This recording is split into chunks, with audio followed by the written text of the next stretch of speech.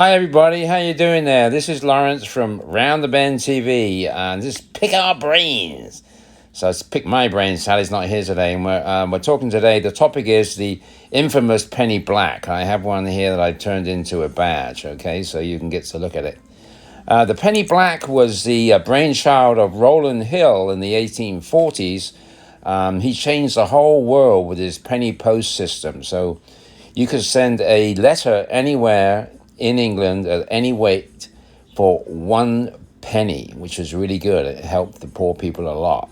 So the penny black, let's get in and look at one, is here. So okay, this is the penny black here. There you go. And it's an amazing stamp.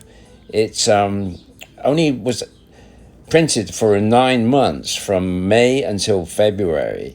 And just to highlight a few things about it, the actual sheets of 240 stamps were sent to the postmaster, and he would cut them up with scissors himself. So depending on how careful he was, today determines the price a lot. So if you see here, these margins around the outside, these white margins here.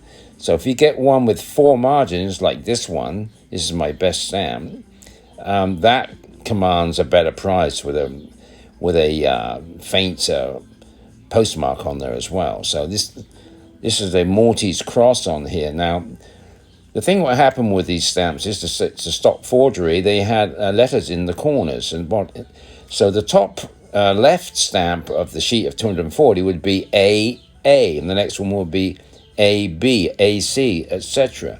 So, like I said, first one was 5th of May, 1840. So if you happen to have a cover dated the 5th of May, 1840, then that'd be a first day cover, and you'll be in the money, okay? You can also check out these stamps in a catalogue. It's America is Scott's number 1, and UK it's Stanley Gibbons number 1, as you see there. So they also put a watermark on the back of this stamp so that you could make it hard to forge.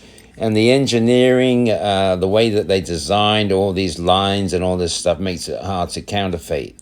But this one here, if you notice, people would scrub it. You see that at the bottom, it's really defined where the scissors are. It's a bit fluffy up at the top there. So somebody tried to scrub the postmark off of there and reuse it. So the thing is that they put a black postmark on a black stamp, which was not a great idea. So they changed it later to a red stamp, which is the Maltese cross here, which is the first postmark. This seemed to work somewhat, but then people would still try and scrub them off and do this kind of stuff. So in February 1841, which we have over here on a cover, which is February the 10th, 1841, very late use of this stamp. There's the penny black.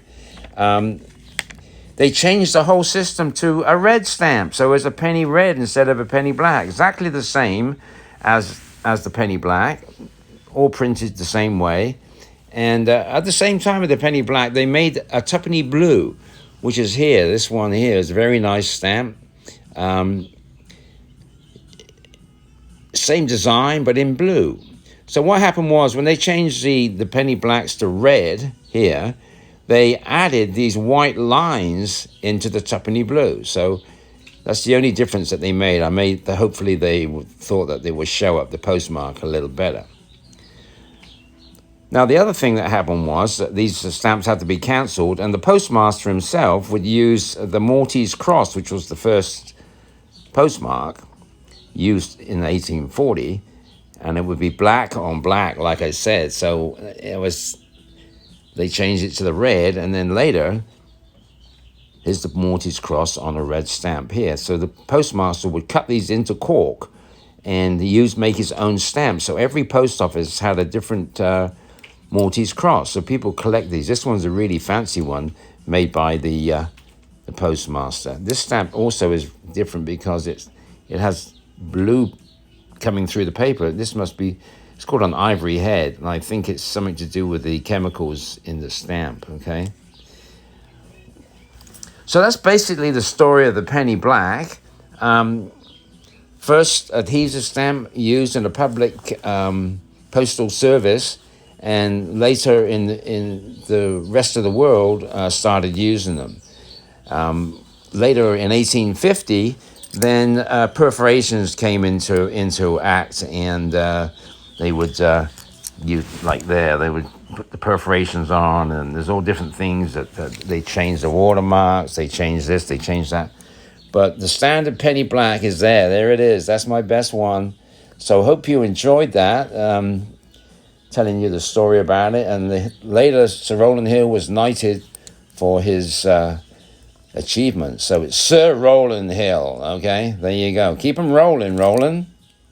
So I hope that was informative to you.